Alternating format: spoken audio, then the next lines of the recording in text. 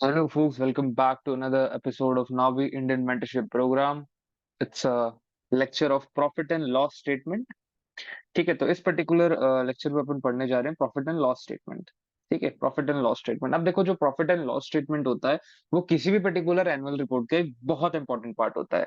क्योंकि देखो, जितना चीजें आप एनुअल रिपोर्ट से पढ़ते हो या फिर ये सारी चीजें पढ़ते हो, वो सारे नंबर, स्टैट्स, फिगर, कंपनी का सारा डेटा मोस्ट प्योरेस्ट फॉर्म पे और बहुत क्लीन तरीके से आपके सामने प्रेजेंट कर दिया जाता है without any, I should say, stealing things type of. ठीक है, जैसे बिना किसी मसाले के आपके सामने सारे स्टैट्स और नंबर प्रेजेंट किए जाते हैं। फिर आपका डिसीजन होता है कि आपको वो नंबर्स अच्छे लग रहे हैं या फिर बुरे लग रहे हैं। फिर उसके हिसाब से एक इन्वेस्टर अपना डिसीजन बनाता है।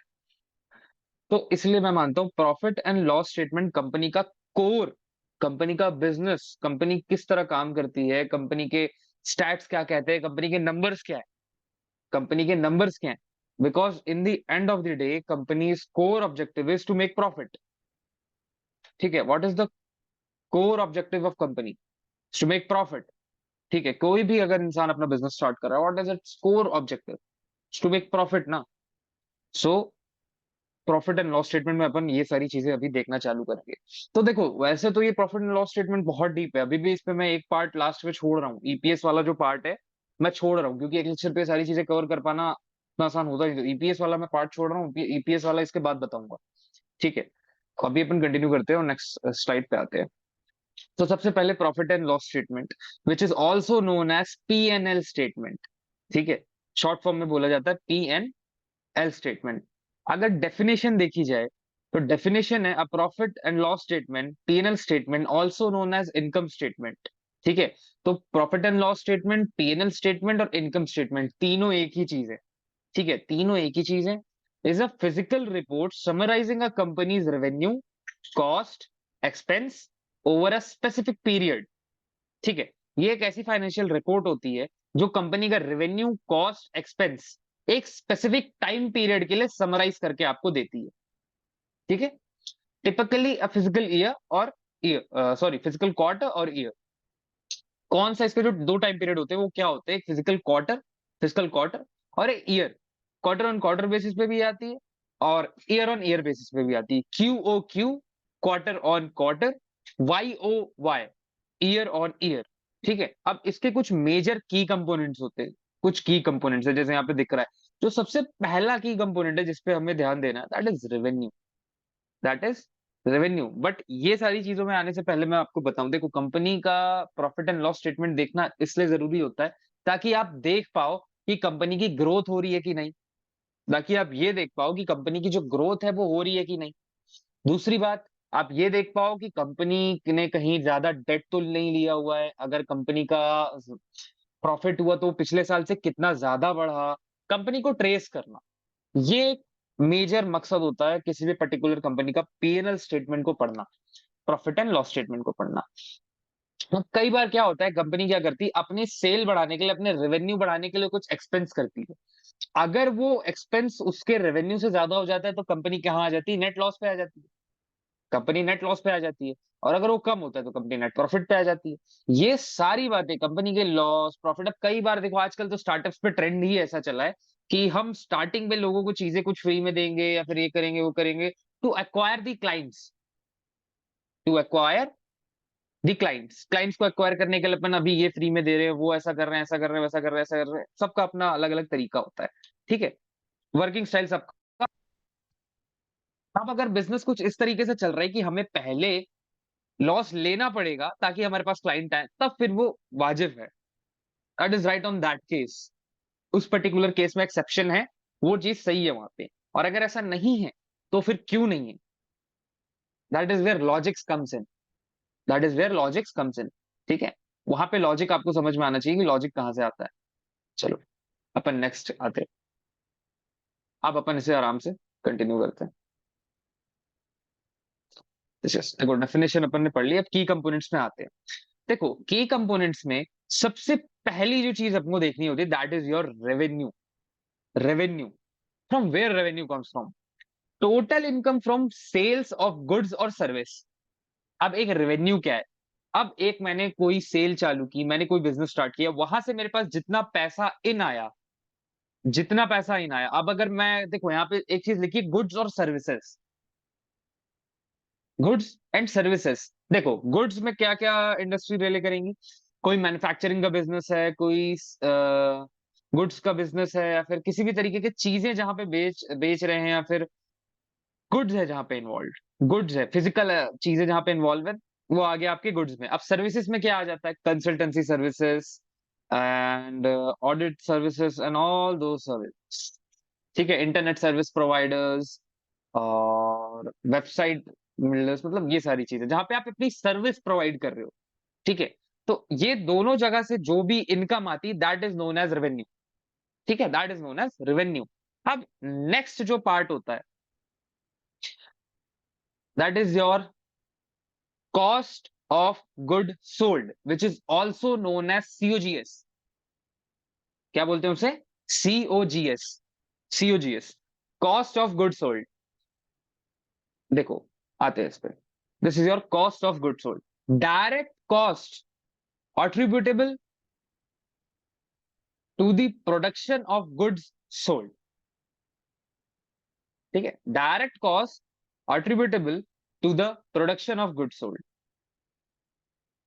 ठीक है। देखो सीधी सीधी इसका मतलब है कि आपका जो गुड्स है उसको सेल करने पे जो कॉस्ट आ रही है, cost of goods sold, COGS, direct cost attributable to the production of goods, जो कि डायरेक्टली रिलेटेड है आपके गुड्स की प्रोडक्शन से, like your manufacturing unit, and service है तो फिर सर्विस जो एम्प्लॉय दे रहा है, ये सारी चीज, ठीक है। अगर मैन्युफैक्चरिंग प्लांट है तो मैन्युफैक्चरिंग करने के लिए जो इलेक्ट्रिसिटी लग रही है, that is come on cost of good, या फिर कोई आपने शॉप ली, कॉस्ट ऑफ, ये सब वहां वहां आएंगे, ठीक है।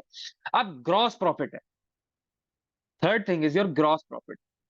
अब ग्रॉस प्रॉफिट आपका कहां से निकलेगा, अब देखो there is a thing, gross and net पे अंतर होता है, ठीक है, ग्रॉस एंड नेट पे अंतर है। ग्रॉस क्या है, ग्रॉस में से अगर आप रेवेन्यू से माइनस कर दोगे सीओजीएस को, रेवेन्यू माइनस सीओजीएस, रेवेन्यू आया आपका टोटल इनकम से, उससे आपने काट दिया खर्चा, आपने उससे अपना खर्चा काट दिया, विच इज योर सीओजीएस, ठीक है। वो आपने उससे अपना एक्सपेंस काट दिया, जो आपका आया था उस पर्टिकुलर गुड्स को लाने में, बनाने में, ये सारी चीजें काट दी, तो आपके आगे ग्रॉस प्रॉफिट, ठीक है।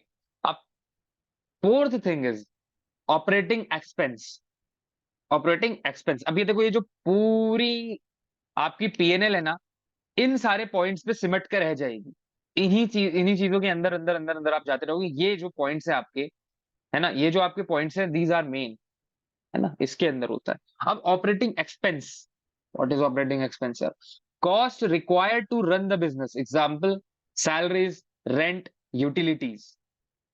जो कॉस्ट आ रही है बिजनेस को चलाने के लिए, कोई सर्विस बिजनेस है, उसको इंटरनेट कनेक्शन चाहिए ही चाहिए, कोई सर्विस बिजनेस, उसको इंटरनेट कनेक्शन चाहिए ही चाहिए।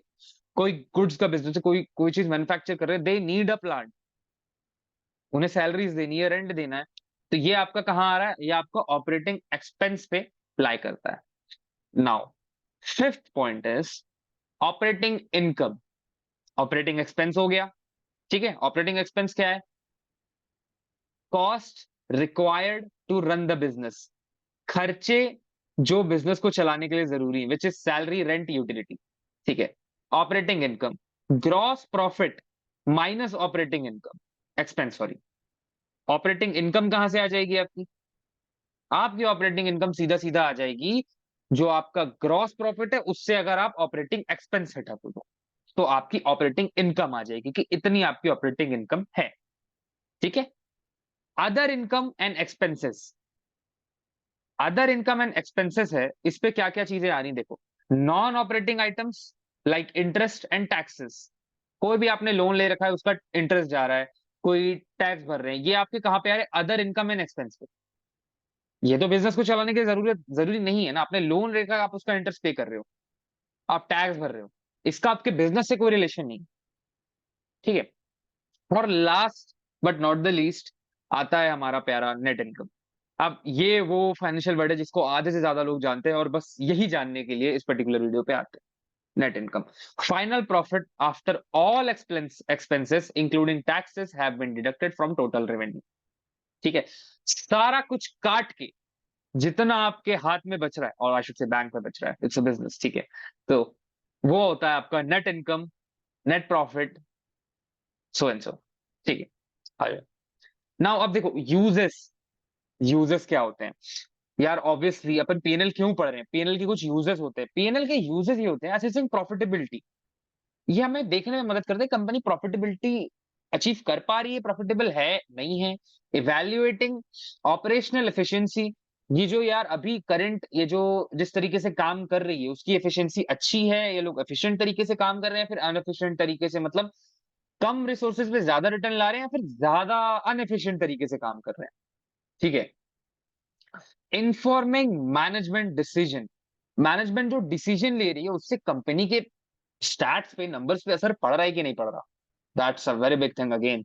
अगर कंपनी डिसीजंस ले रही है और पिछले मैनेजमेंट के जैसा डिसीजन लेकर भी वो सारी चीजें नहीं कर पा रही, तो वो चीज हमें नंबर्स पे देखने मिलती है।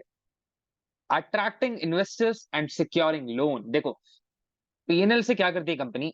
इन्वेस्टर्स को अट्रैक्ट, अच्छा PNL is equal to attracting investor and securing loans, उनको लोन आसानी से मिल जाएंगे।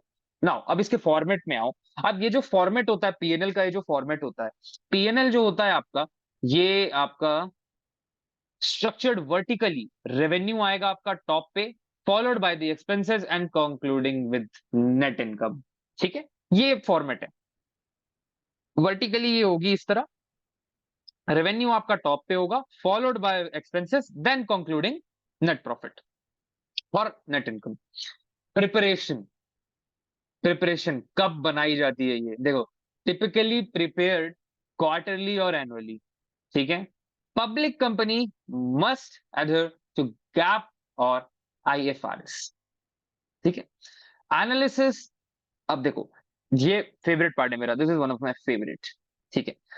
एनालिसिस पे पीएनएल जो स्टेटमेंट होती है वो बहुत ज्यादा हेल्प करती है आपको। आपको दिखाती है कंपनी का प्रॉफिट मार्जिन कितना है, और ग्रॉस मार्जिन कितना है, ऑपरेटिंग कितना है, नेट प्रॉफिट मार्जिन कितने हैं। अब मान लो कोई कंपनी बहुत बड़ा रेवेन्यू बना रही है, बहुत बड़ा, बट कट पिट के उसका जो नेट प्रॉफिट मार्जिन है वही कम है, तो उसके हाथ में उतना ही आएगा, फिर चाहे जितना बड़ा रेवेन्यू बना ले। समझ रहे हो आप? फिर आएगा तो उतना ही ना, या तो ये तरीका होता है। अब इसके बाद थर्ड पॉइंट है इसमें, trends, comparing figure over different periods. ये आपको ट्रेंड देखने में मदद करता है, comparatively figures over different periods, अलग अलग पीरियड पे यार, क्योंकि कोई कोई कंपनी ऐसी होती है जिसपे इस क्वार्टर पे ही प्रॉफिट आ रहा है, और किस सीजनैलिटी पे बेस्ड होती है कई बार, और इसका ट्रेंड कैसा चल रहा है, ठीक है? अब देखो, अब कभी भी कोई आप कंपनी को देखते हो तो आपको मदद करती है बेंचमार्किंग में भी। Benchmarking, comparing with industry peer to gauge performance, या दैट्स एब्सोल्युटली राइट। अगर आप कंपेयर करोगे उस चीज को इंडस्ट्री से, कि इंडस्ट्री के हिसाब से, लेट्स सपोज इंडस्ट्री ने यार 10% का जंप आया, इस पर्टिकुलर स्टॉक पे 2% का जंप आया, क्यों आया? और बाकी जो अलग स्टॉक्स है इस इंडस्ट्री के, उन पे 8 9 7 अच्छा जंप आया, इस पर्टिकुलर स्टॉक पे क्या आया, क्यों ऐसा कम हुआ? तो आपको गेज करने में मदद होती है, नापने में मदद होती है कि इंडस्ट्री कैसा परफॉर्म कर रही है, और इंडस्ट्री के अकॉर्डिंग ये कंपनी जो है वो कैसा परफॉर्म कर रही है, ठीक है? Now this is your structure of profit and loss statement. This is your basic structure of profit and loss statement, ठीक है? अब ये आपका प्रॉफिट एंड लॉस का पूरा जो स्ट्रक्चर है वो ये है। देखो, structure of a profit and loss statement, also known as P&L statement and income statement. A P&L statement typically follows a structure format of clearly present a company's financial performance over a specific period. Here's a breakdown of its structure. ठीक है? क्या लिखा है इसमें? इसमें ये लिखा है कि यार जो P&L स्टेटमेंट है वो एक स्ट्रक्चर्ड फॉर्मेट को फॉलो करती है, जिसमें ये दिखाना होता है कि डाटा, कंपनी का फाइनेंशियल परफॉर्मेंस एकदम क्लियरली मेंशन्ड हो over a period of time. 1 साल की है तो 1 साल की, और अगर क्वार्टरली बेस्ड है तो quarterly. Y O Y, year on year है तो ईयर ऑन ईयर, वही साल का ही मतलब होता है ईयर ऑन। क्वार्टरली मतलब क्वार्टर ऑन क्वार्टर, यस। अब देखो, सबसे पहला जो चीज आपको मिलेगा that will be your header. PNL को देखते समय आपको हेडर मिलेगा, हेडर। उसके बाद आपका वहां पे कंपनी नाम होगा, टाइटल होगा, प्रॉफिट एंड लॉस स्टेटमेंट और इनकम स्टेटमेंट। घबराना नहीं है, कोई इनकम लिखेगा, कोई प्रॉफिट एंड लॉस लिखेगा, ठीक है? Period covered example for the year ended December 31st, year ended, ठीक है, 31st 2023, ये एनुअली का एग्जांपल है। नाउ सेकंड जो आपको मिलेगा that will be your revenue, which is sales revenue. ठीक है, सबसे पहले आपको सेल्स रेवेन्यू दिखेगा, टोटल रेवेन्यू फ्रॉम गुड्स और सर्विस सोल्ड, जो उनका मेन बिजनेस है, जो मेन काम कर रहे हैं, उससे जो रेवेन्यू आया वो आपको यहाँ दिखेगा। और जस्ट उसी के नीचे आपको मिलेगा your other revenue, which will say additional income from non-core business activities। Company ने कबाड़ बेच दिया, उससे पैसा आ गया, that will also come in other revenue। Company ने कुछ भी बेचा या फिर कंपनी का कोई केस चल रहा था, वहां से थोड़ा पैसा आ गया, that will also come in other revenue। ठीक है, अब now this is your third point, cost of goods sold, COGS। Goods को बेचने में क्या आया, गुड्स को बनाने में या फिर क्या आ रहा है, ठीक है, that is your direct material, direct labour, manufacturing overhead, total COGS। पहले सारे मेंशन होंगे, देन फिर आपका टोटल COGS मेंशन होगा वहां पे। फोर्थ पॉइंट अगर आप देखो, विच is your gross profit. Gross profit अभी यहाँ मत देखो, दिस इज योर एग्जांपल, मैं दिखाऊंगा, ठीक है, एग्जांपल में भी बताऊंगा, एग्जांपल्स पे नंबर के साथ लिया हुआ है। देखो ग्रॉस प्रॉफिट क्या है आपका, कैलकुलेशन क्या है ग्रॉस प्रॉफिट की, that is your revenue minus COGS। Revenue से अगर आप cost of goods sold, goods को बनाने का खर्चा निकाल दो, तो आपका आ जाएगा ग्रॉस प्रॉफिट, GP आ जाएगा आपका। फिफ्थ पॉइंट है आपका ऑपरेटिंग एक्सपेंसेस। ऑपरेटिंग एक्सपेंस क्या है, ऑपरेट करने के लिए एक्सपेंस लगता है ना, बिजनेस चलाने के लिए खर्चे लगते हैं ना, ऑपरेटिंग एक्सपेंसेस। ऑपरेट करने के लिए, चलाने के लिए खर्चे, चलाने के खर्चे। Selling expense, example marketing, advertising and distribution cost. Third is your general and administrative expenses, example salaries, office supplies, rent, depreciation and amortization। Sixth operating income. Operating income कैसे निकालेंगे, यहाँ पे सिंपली मैं यहाँ पे कैलकुलेशन बिल दिया हुआ है इसका, gross profit minus operating expense. Operating income निकालनी है कि ऑपरेटिंग इनकम कितनी बची है इनके पास ऑपरेट के लिए, तो that will be your gross profit minus operating expense.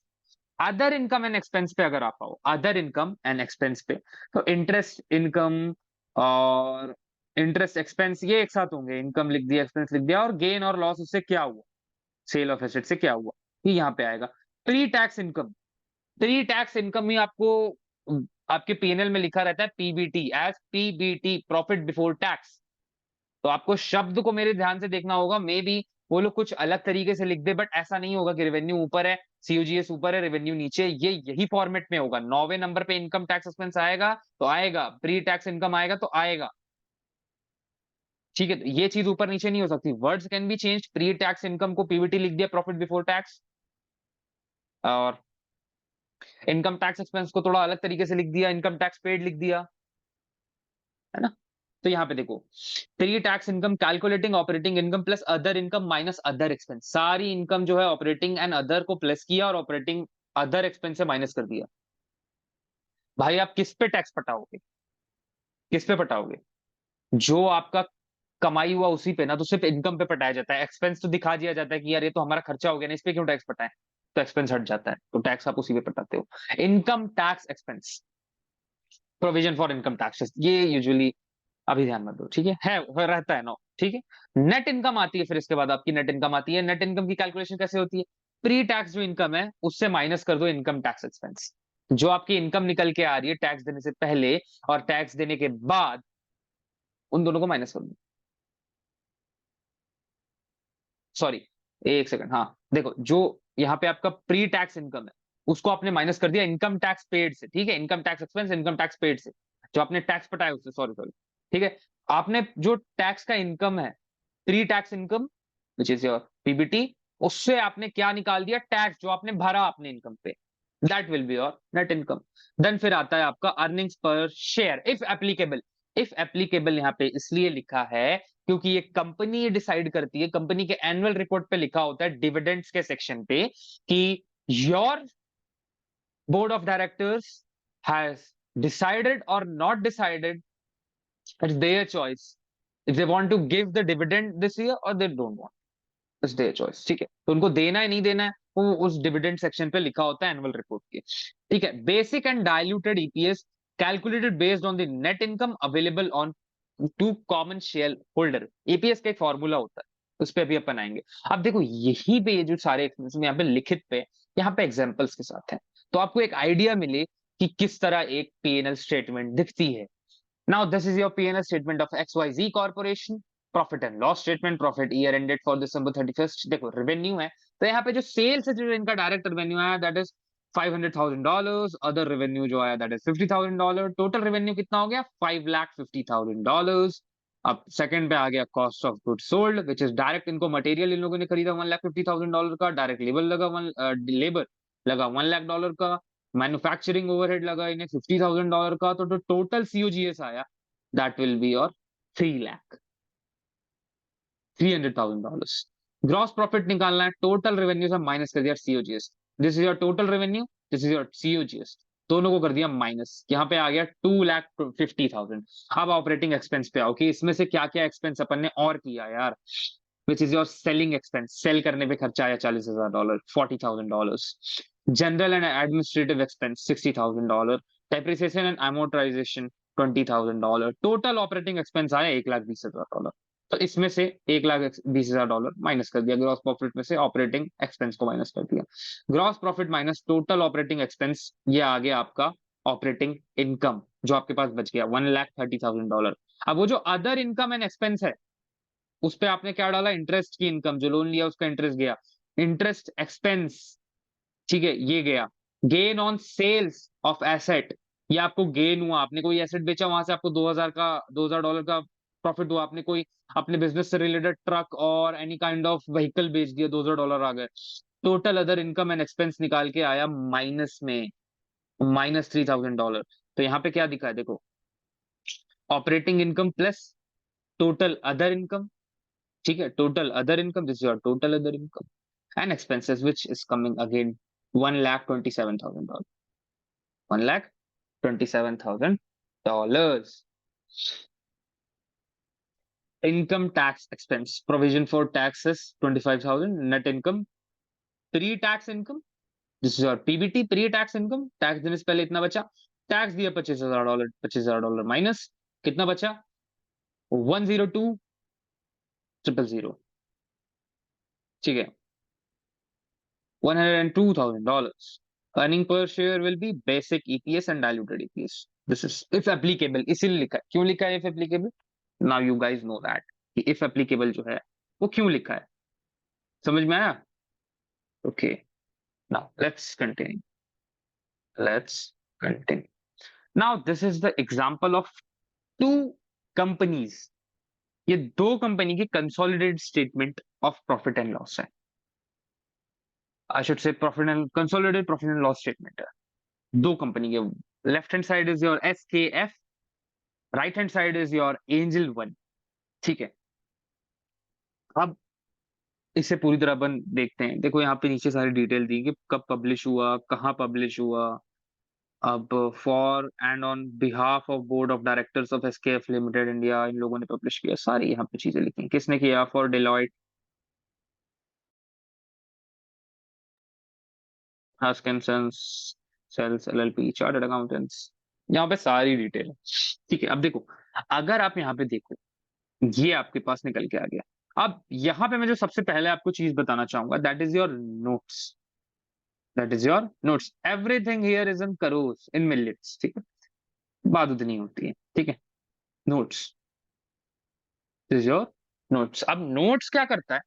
Notes आपको, जैसे यहाँ पे लिखा है रेवेन्यू फ्रॉम ऑपरेशंस 22, तो आप नीचे जाओगे तो नोट नंबर 22 लिखा होगा, नोट नंबर 22। नोट नंबर 22 आपका कैसा लिखा होता है, देखो मैं बताता हूँ। ये आपका जैसे यहाँ पे बना, ये ऐसे ही आपके पूरे बॉक्स बने होंगे लाइक दिस, ऐसे करके, और यहाँ पे ऐसे ऐसे करके पूरा नोट नंबर 22 में लिखा होगा कि कब कब, पिछले साल कितना था, इस साल कितना है, ऐसे ऐसे ऐसे करके सब चीजें लिखी हो, ठीक है। ये आपके नोट्स होते हैं, और यहाँ पे लिखा होगा note number 22,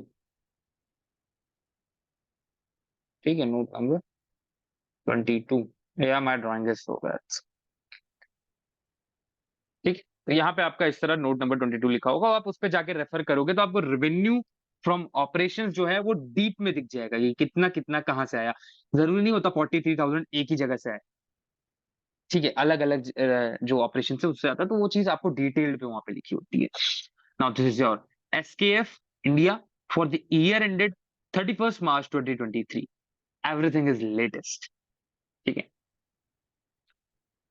first thing is revenue from operations. देखो, अब ये जो फॉर्मेट होता है ना, इसे ऐसे रखा जाता है, this is your current year, और उसे हाईलाइट कर दिया गया है कलर दे करके, और this is your previous year. अब इसे ऐसा इसलिए रखा जाता है ताकि ना जो इन्वेस्टर देख रहा है वो पिछले साल के नंबर से इस साल के नंबर को कंपेयर करके खुश हो, अट्रैक्ट हो। ठीक है, अट्रैक्ट हो। चलो आओ अब इसे अपन आगे बढ़ते हैं।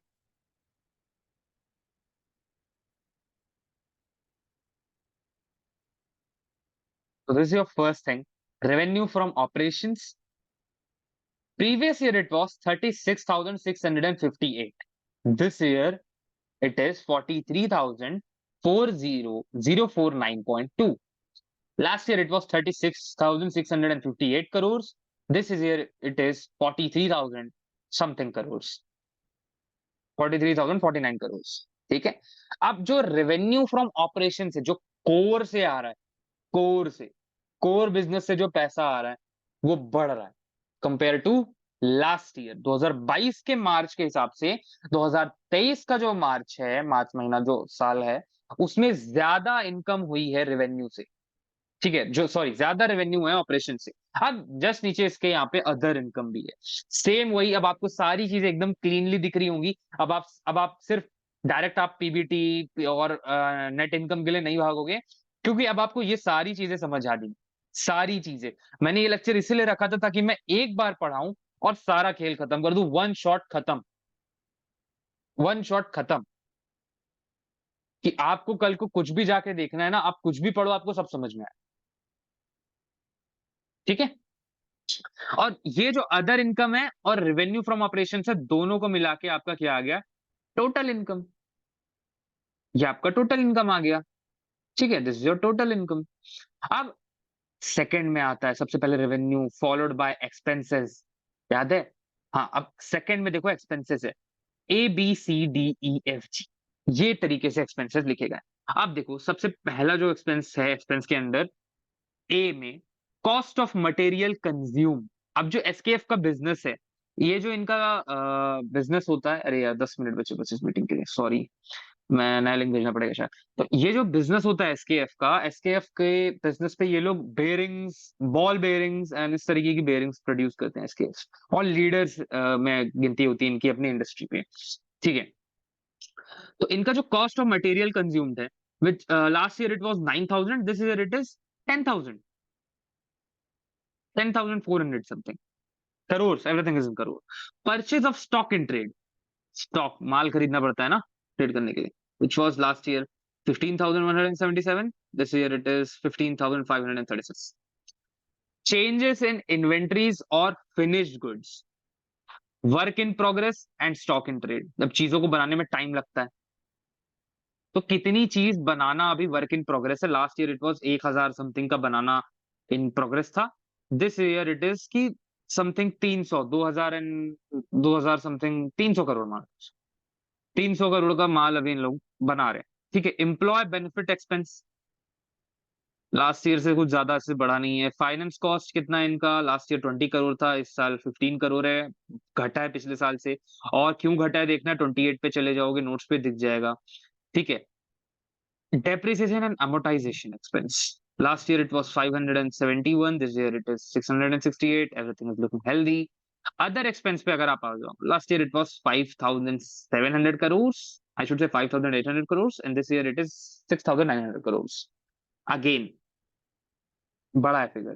टोटल एक्सपेंस जो इन लोगों ने किया, 31,700 करोड़ का लास्ट ईयर, 36,000 करोड़ का इस साल। अब जैसे ही आप टोटल एक्सपेंस से टोटल इनकम वो कर दोगे, टोटल जो इनकम हुआ आपका क्या आ गया, पीबीटी। इन लोगों ने डायरेक्ट मेंशन किया हुआ PBT, third point, profit before tax, which is your 7,329 crore. Last year it was 5,309 crore. Share of net profit and loss of associate accounted for using the equity method, ये बता रहा है कि किस मेथड से ये अकाउंटिंग हुई। ठीक है। Last year it was 1.79 negative. अच्छा, जो भी चीज ब्रैकेट पे होती है दैट इज नेगेटिव। ठीक है, ये नेगेटिव है, ब्रैकेट पे माइनस में है वो, है ना। This year it is in positive. Income tax expense, कई जगह लिखा होगा टैक्स पेड, ठीक है। Income tax expense, current tax including tax relating to earlier, कुछ पिछले साल का बचा है, सारी चीजें मिला जुला के कितना टैक्स भरना है, 2075 crore. Deferred tax charges credit 5.7 CR, ठीक है। टोटल टैक्स एक्सपेंस है जो कंपनी टैक्स भर रही है इस साल, वो है 2080 crore. Last year it was 1360 crore मान लो। Profit for the year is 5248 crore. अब ये आ जाती अदर कॉम्प्रिहेंसिव इनकम, जो जो उसकी अदर कॉम्प्रिहेंसिव इनकम थी, यहाँ पे आपको सारी चीजें दिख जाएंगी, ठीक है। नाउ फिर 8 पॉइंट पे आती है total comprehensive income for the year, which is 5,300 and 273, should say 5,300 crores. Last year it was 3,000, 4,000 around 4,000 crores. That was. तो इनका जो अर्निंग पर शेयर वैल्यू आया basic and diluted, that was 106 crore. अब इसे देना है नहीं देना है, वो चीज एप्लीकेबल होती है डिविडेंड सेक्शन पे, आपको मेंशन मिल जाएगी। अब यहाँ पे अभी देखो 6 मिनट बचा है, आई थिंक सो मैं इसे बता पाऊँ। रेवेन्यू फ्रॉम ऑपरेशंस, यहाँ पे देखो, यहाँ पे इंटरेस्ट इनकम, इंटरेस्ट कितना आया है, fees and commission income, net gain on fair value charges, ठीक है। सारी चीज यहाँ पे मेंशन्ड है कि लास्ट ईयर जो इंटरेस्ट इनकम थी इनकी, that was around 3,600, this year it is 5,000 something. Last year जो फीस एंड कमीशन से जो इनकी इनकम आई थी वो 18,000 करोड़ थी, इस साल वो 24,000 करोड़ है। अगेन astonishing नंबर, ठीक है। टोटल रेवेन्यू फ्रॉम ऑपरेशन है यहाँ पे, last year it was 22,000, this year it is 30,000। यार 8,000 समथिंग का करोड़, 8,000 करोड़ लगभग लगभग आए हैं। मायने रखता है ये, ऐसे स्टैट्स ना मायने रखते हैं। अदर इनकम नीचे है, टोटल इनकम आपकी ये रही है आपकी, ये आपकी टोटल इनकम है। थोड़ा सा जूम कर लेते हैं, स्ट्रेन ना आए। Okay, now this is your expenses, this is your expense. Finance cost, fees and commission, employee benefit expense, depreciation and amortisation, other expense, सारी चीजें लास्ट ईयर के कंपैरेटिवली देखो, सारी चीजें। अदर एक्सपेंस पे यहाँ पे डला हुआ है 5,000 समथिंग, और सीधा सीधा आओ आप टोटल एक्सपेंस, टोटल एक्सपेंस कितना है, और नोट्स पे जाओगे तो कौन से एक्सपेंस पे कितना कितना है, सारी चीजें डीप में मिल जाएंगी। ये वही डाटा है जो कंपनी गवर्नमेंट को देती है, इसमें कोई मैनिपुलेशन नहीं होगा ना सर। देखो, मैनिपुलेशन होती है एज एन, देखो जिस जितना मुझे चार्टर्ड अकाउंटेंसी का एक्सपीरियंस है, ऑल दो I am not a chartered accountant, but या जितना मुझे है एक्सपीरियंस, होती है, होती है।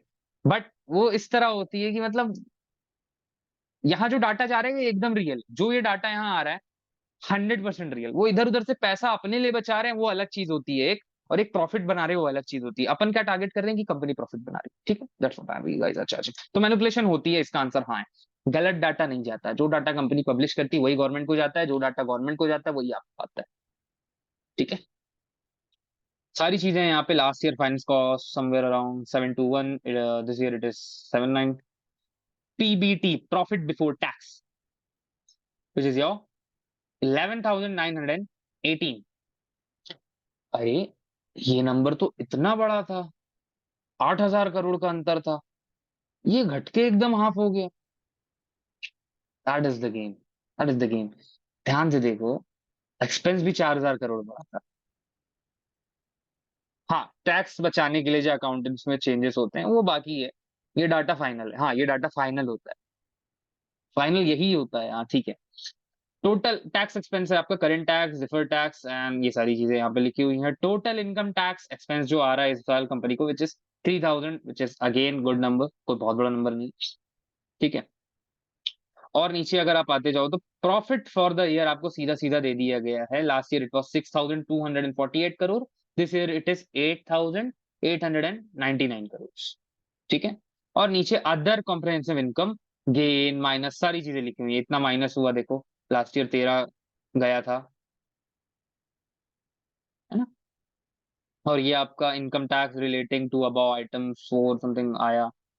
तो अदर कॉन्फ्रेंस इनकम में हुआ लॉस 14 करोड़ समथिंग का, लास्ट ईयर 10 का था, इस साल 14 का हुआ। Total comprehensive income for the year आई 8,800 समथिंग, 6,000 समथिंग कंपनी ने बनाया था। और हाथ में इस बार जो लास्ट ईयर बनाया था 6,300, इस साल इन लोगों ने बनाया 8,800, 900 मान लो, जो जैसा आपको ठीक लगे। फिर नीचे आपकी अर्निंग पर शेयर का डिटेल्ड है। तो होप सो गाइस अब आपको समझ में आया होगा कि एक पीएनएल स्टेटमेंट आपको कंपनी के अंदर ले जाके बैठा सकती है, कंपनी के अंदर ले जाके बैठा सकती है। समझ में आया कि नहीं आया? अब आपको सिर्फ आकर के पागलों की तरह टोटल इनकम कितना है, बढ़ा है नहीं बढ़ा है, ये देखने की जरूरत नहीं है। ठीक है, अब आप सारी चीजें देख सकते हो, पढ़ सकते हो, और डिटेल पे जाना है, रेफर टू नोट्स, नोट्स को यूज करना, और चीजें समझ में आएंगी। अब नेक्स्ट जो अपन पढ़ेंगे ना, इसके बाद अपन बैलेंस शीट निपटा देते हैं। नेक्स्ट लेक्चर पे बैलेंस शीट, इसके बाद वाले पे cash flow statement. Cash flow statement में मेरी एक बहुत फेवरेट स्टेटमेंट है कि यहाँ पे आपको ये जो रेवेन्यू दिख रहा है ना, कई बार क्या होता है, लेट्स सपोज आपकी रेवेन्यू है यहाँ पे। अब रेवेन्यू जरूरी थोड़ी ना इसी साल दे, हो सकता है उसने बोल दिया है कि मैं अगले साल दे दूंगा, तो उसको वो काउंट हो रहा है रेवेन्यू पे, बट पैसा नहीं आया इस साल हमारे खाते पे, वो अगले महीने आएगा, अगले साल आएगा। तो काउंट तो हो गया वो रेवेन्यू पे, बट आया नहीं। ये सारी चीजें कैश फ्लो में पता कर सकती है। Less than 1 minute guys, okay, thank you, be safe. ठीक है।